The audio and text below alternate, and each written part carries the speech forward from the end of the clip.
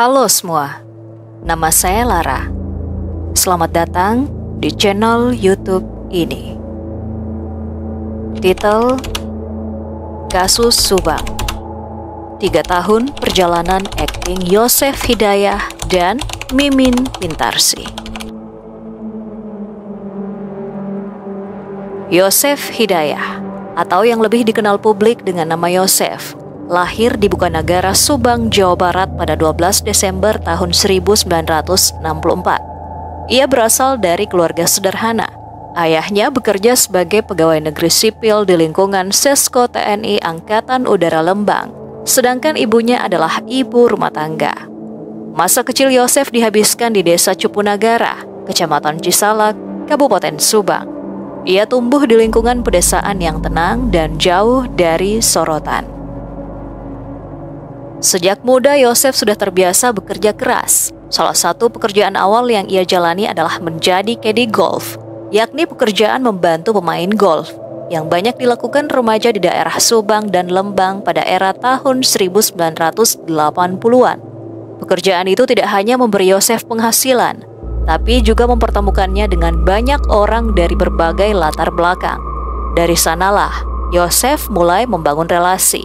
Kecintaannya terhadap olahraga golf juga tumbuh dari pengalaman itu, dan tetap ia tekuni hingga dewasa. Selain menjadi caddy golf, Yosef juga tertarik pada bidang konstruksi. Ia bekerja sebagai buruh bangunan atau tukang proyek, mengerjakan perbaikan rumah, renovasi, hingga pembangunan kecil-kecilan. Ia dikenal sebagai pekerja lapangan yang tekun dan tidak banyak bicara. Seiring waktu, ia mulai mengambil proyek secara mandiri dalam skala kecil. Dan dari sinilah, ia perlahan membangun reputasi sebagai pengusaha bangunan lokal. Meski saat itu kehidupannya belum bisa dibilang mapan. Perjalanan hidup Yosef dengan relasi yang luas, kemudian mempertemukannya dengan Tuti Suhartini, seorang guru yang disiplin dan cerdas dan merupakan anak dari mantan polisi di Subang. Pertemuan tersebut rupanya menghantarkan mereka pada keputusan untuk menikah dan membangun rumah tangga. Dari pernikahan tersebut, Yosef dan Suhartini dikaruniai satu orang putra bernama Yoris Raja Amanullah dan putri bernama Amalia Mustika Ratu. Setelah menikah, ekonomi Yosef mulai membaik. Usaha kecilnya di bidang properti dan konstruksi terus berkembang. Hal ini rupanya membuat Yosef merasa lebih percaya diri dalam pergaulan dan mulai menjalin kedekatan dengan perempuan lain. Bahkan, sekitar awal tahun 2000-an, Yosef diketahui sempat menikah lagi secara diam-diam dengan seorang perempuan lain selain Tuti. Dari pernikahan tersebut, Yosef dikabarkan memiliki seorang anak. Namun hubungan itu tak bertahan lama dan jarang dibicarakan di lingkungan keluarga mereka. Meskipun Yosef telah menikah siri, sering terlibat pertengkaran, dan beberapa kali melakukan KDRT terhadap Tuti, ia tetap enggan menceraikan Tuti. Kekerasan itu terus berlanjut setiap kali Yosef ketahuan bermain mata dengan perempuan lain. Tak jarang, Yosef melakukan KDRT pada Tuti di hadapan kedua anak mereka yang saat itu masih berusia belasan tahun.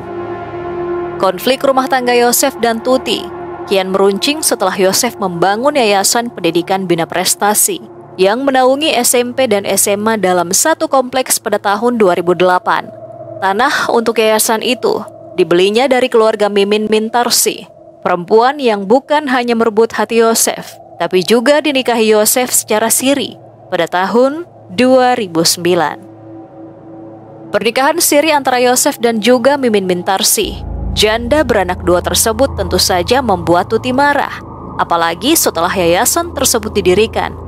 Yayasan tersebut dikuasai oleh Yosef dan Mimin, di mana Mimin menjadi bendahara di yayasan tersebut dari tahun 2009 hingga 2011. Jabatan bendahara dilepaskan oleh Mimin karena ia merasa tak menguasai pengelolaan sebagai bendahara. Yayasan tersebut sempat dikelola oleh orang kepercayaan Yosef termasuk anak-anak Mimin. Sebelum akhirnya di tahun 2018, kepengurusan yayasan diubah oleh Yosef dengan memasukkan Tuti beserta Yoris dan Amel dalam kepengurusan yayasan. Masuknya Tuti, Yoris, dan Amel ke dalam kepengurusan Yayasan Pendidikan Bina Prestasi pada tahun 2018 menjadi titik balik yang semakin memperuncing konflik internal keluarga Yosef. Sejak saat itu, peran Mimin dan anak-anaknya secara perlahan tersingkir dari struktur yayasan. Tuti mengambil alih kendali keuangan sebagai bendahara baru, sementara Amel aktif di berbagai administrasi dan promosi sekolah. Yoris, meski sempat tidak terlalu aktif, tetap tercatat sebagai bagian dari pengurus inti yayasan. Perubahan ini membuat Yosef merasa kehilangan kendali atas aset yang selama ini ia bangun. Ia tak lagi bebas menggunakan dana yayasan seperti sebelumnya. Bahkan, semua pengeluaran harus melalui persetujuan bendahara, yakni istrinya sendiri, yaitu Tuti. Keadaan ini menimbulkan ketegangan antara Yosef dan Tuti yang semakin sering memuncak dalam pertengkaran, terutama ketika menyangkut pembagian dana, arah kebijakan sekolah, dan pengaruh Mimin yang semakin tersingkir. Tak hanya itu, Amel anaknya mulai berani mengoreksi sikap Yosef. Ia menolak mentah-mentah ide Yosef untuk kembali melibatkan Mimin dalam pengelolaan yayasan, dan secara terbuka membela Tuti ibunya. Keberanian Amel ini semakin memanaskan suasana.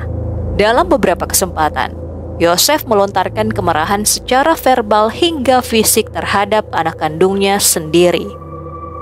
Hubungan antara dua istri dan anak-anak dari masing-masing pihak pun memburuk. Anak-anak Mimin, yaitu Arigi dan Abi, merasa bahwa mereka dan ibunya telah dikeluarkan dari proyek yang dulu ikut mereka perjuangkan, dan sempat terdengar kabar bahwa mereka ingin menuntut kembali posisi dan hak mereka di yayasan.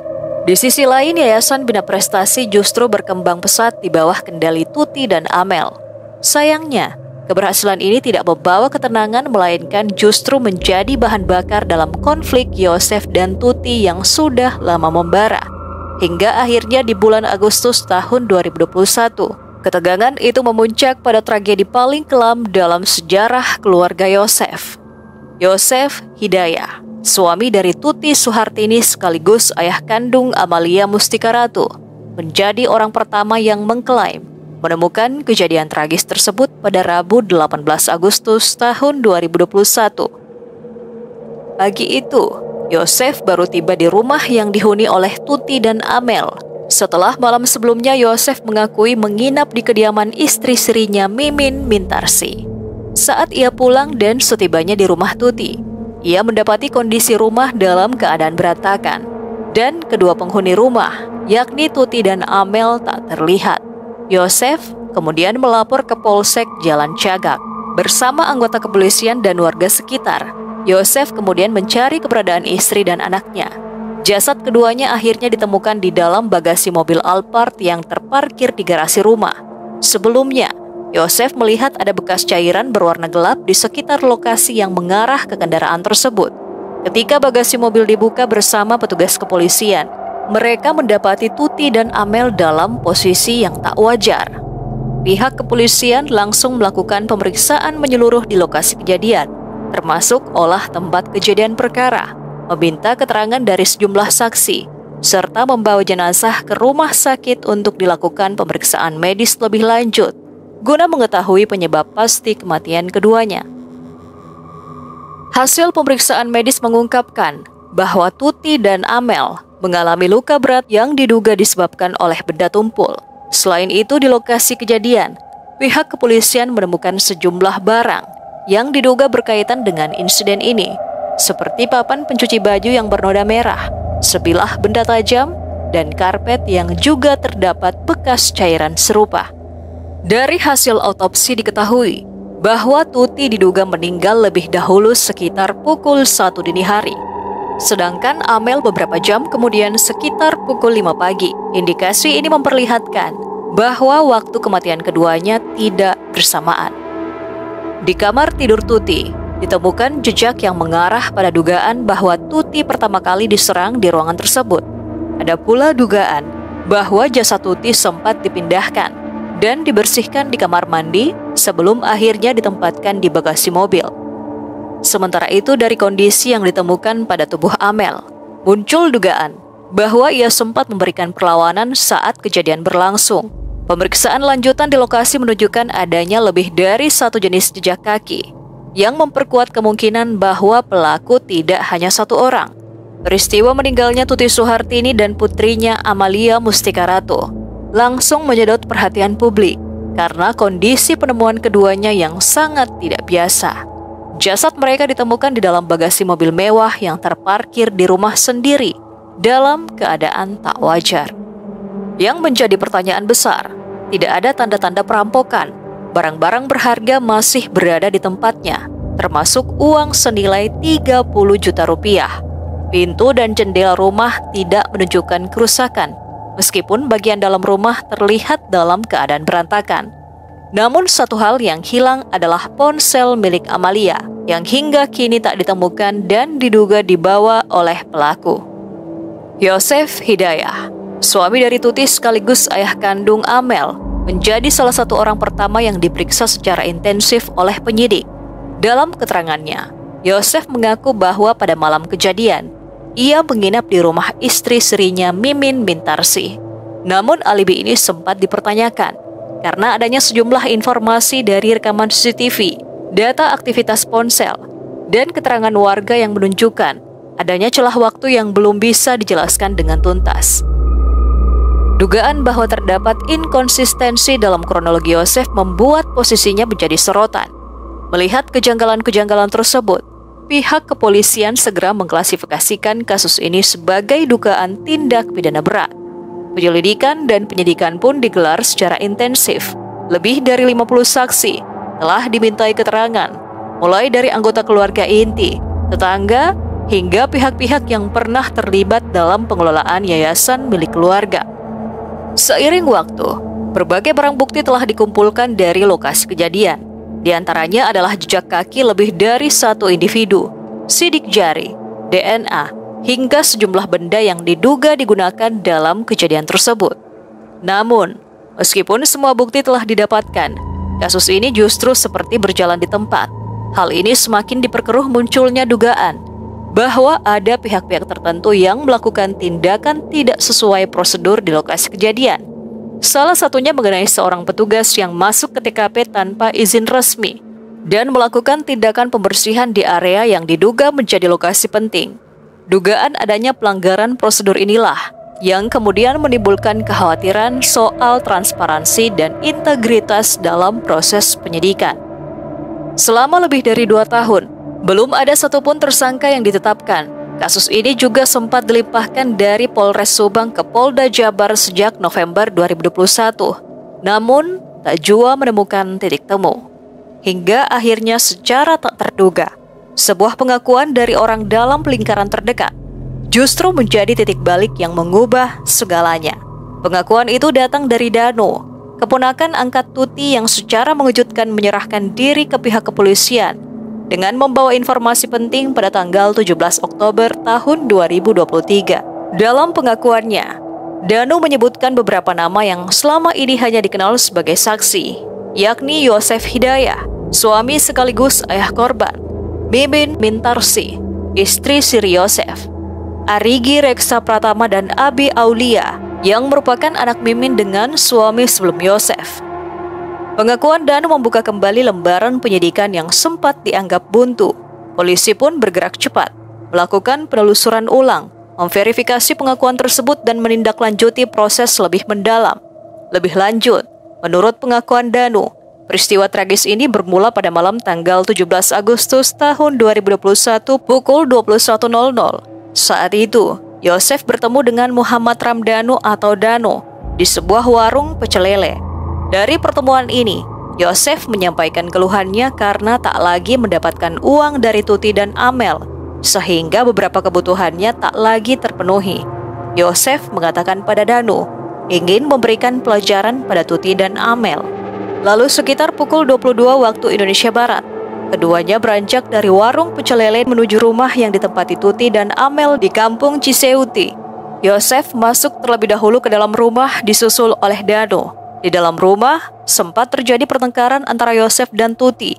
Yosef ingin meminta uang kepada Amel, namun Tuti mengatakan bahwa mereka tidak memiliki uang. Ketika Yosef berjalan ke arah kamar Amel, Tuti mencoba menghadang, dan terjadi saling dorong hingga Tuti terjatuh ke arah meja makan. Yosef semakin membabi buta, dan melayangkan serangan bertubi-tubi pada Tuti dibantu oleh Arigi dan Danu. mereka menggunakan stik golf dan golok saat melakukan hal tersebut. Setelah Tuti tak lagi memberi respon, ketiga orang masuk ke dalam kamar Amel yang saat itu sedang tertidur dengan earphone masih terpasang di telinga. Arigi dan Danu langsung memegangi tangan Amel. Ketika Amel terbangun dan mencoba melawan, Danu menyerang kepalanya. Amel sempat memohon ampun, namun Yosef dan Abi yang tak peduli tetap melakukan tindakan keji mereka pada Amel. Tak lama setelah Tuti dan Amel dinyatakan tak bernyawa, Mimin Mintarsih datang ke lokasi. Jenazah Tuti dan Amel lalu dibawa ke kamar mandi dan dimandikan. Setelah itu, kedua jasad tersebut disimpan di dalam bagasi mobil Alphard dengan posisi Amel berada di atas tubuh Tuti. Cairan merah yang berceceran di rumah dibersihkan. Mereka merancang TKP seolah terjadi perampokan. Dan setelah semua dilakukan, Yosef keluar rumah dan memberitahu warga sekitar bahwa telah terjadi perampokan. Lalu, mereka mulai bersandiwara dengan berbagai macam alibi dusta selama kurang lebih 2 tahun lamanya. Setelah drama berkepanjangan dan bantahan dari Yosef mengenai keterlibatannya pada hilangnya nyawa istri serta anak kandungnya, Yosef kemudian diadili dan dijatuhkan vonis 20 tahun penjara oleh Pengadilan Negeri Subang pada Kamis 25 Juli tahun 2024. Majelis hakim menyatakan Yosef dinyatakan melanggar pasal penghilangan nyawa berencana yang dilakukan secara bersama-sama. Meski Yosef sendiri masih bersikukuh bahwa keterangan Danu merupakan kebohongan. Saat kejadian, ia mengaku tak bersama Danu. Yosef bahkan berteriak ketika putusan pengadilan selesai dibacakan. Ia menyatakan bahwa dirinya adalah korban fitnah dari kebohongan Danu. Yosef kemudian mengajukan banding atas dakwaan yang dijatuhkan kepadanya. Namun banding tersebut ditolak. Dan kini, kuasa hukum Yosef menyatakan akan melakukan peninjauan kembali atas kasus yang menimpa Yosef. Muhammad Ramdhanu atau Danu yang terlibat dalam kasus di Subang divonis 4 tahun penjara oleh Pengadilan Negeri Subang. Vonis ini lebih rendah dari tuntutan jaksa karena Danu dianggap bukan pelaku utama dan berperan sebagai justice kolaborator yang membantu mengungkap kasus tersebut. Abi Aulia, anak tiri Yosef dari pernikahannya dengan Mimin, saat ini masih menjalani penahanan terkait dugaan keterlibatannya dalam kasus kematian ibu dan anak di Subang. Pada awal penyelidikan, Abi sempat membantah bahwa dirinya ikut terlibat. Namun, keterangannya mulai dipertanyakan setelah sejumlah supir angkut memberikan kesaksian bahwa Abi terlihat berada di sekitar lokasi kejadian. Pada hari peristiwa berlangsung, Abi disebut memicu kemacetan di jalan sekitar rumah korban saat sedang mempersiapkan mobil Alphard. Mobil tersebut awalnya terparkir menghadap ke arah kebun, lalu diputar posisinya menghadap ke jalan raya. Ketika Abi memutar arah kendaraan, beberapa sopir angkot yang melintas sempat menegur karena merasa terganggu. Dari insiden inilah, keberadaan Abi di lokasi kejadian menjadi terkonfirmasi. Dalam perkembangan penyidikan, Abi juga mengakui bahwa dirinya membenturkan kepala Amel, dan hal tersebut dilakukan atas inisiatif sendiri. Berdasarkan pengakuan serta rangkaian kesaksian yang ada, Abi Aulia resmi ditahan pada tanggal 28 Februari tahun 2025, dan saat ini masih menunggu proses persidangan. Sementara dua tersangka lain yakni Mimin dan Arigi anaknya, saat ini masih menjalani proses penyidikan. Meski belum ditahan, kedua tersangka ini mendapatkan pengawasan ketat agar tidak melarikan diri atau menghilangkan barang bukti. Selain 5 tersangka yang terlibat langsung dalam kasus penghilangan nyawa Tuti dan Amelia, polisi juga menetapkan 1 anggota polisi sebagai tersangka dalam kasus ini. Ibda Taryono, yang saat kejadian menjabat sebagai Kanit Babin Kamtibmas Polres Subang, ditetapkan sebagai tersangka kasus Subang dengan tuduhan melanggar pasal 221 KUHP tentang obstruction of justice atau perintangan penyidikan, di mana ia diketahui meminta kepada Danu dan petugas untuk menguras bak mandi yang menyebabkan terjadi perubahan di TKP dan menimbulkan kesulitan dari tim Inafus dalam bekerja melakukan pola TKP.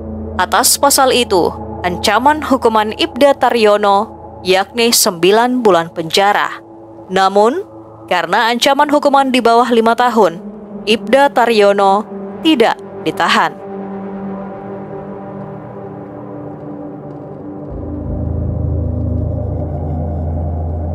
Sampai bertemu kembali di kisah-kisah berikutnya. Tetaplah di channel ini.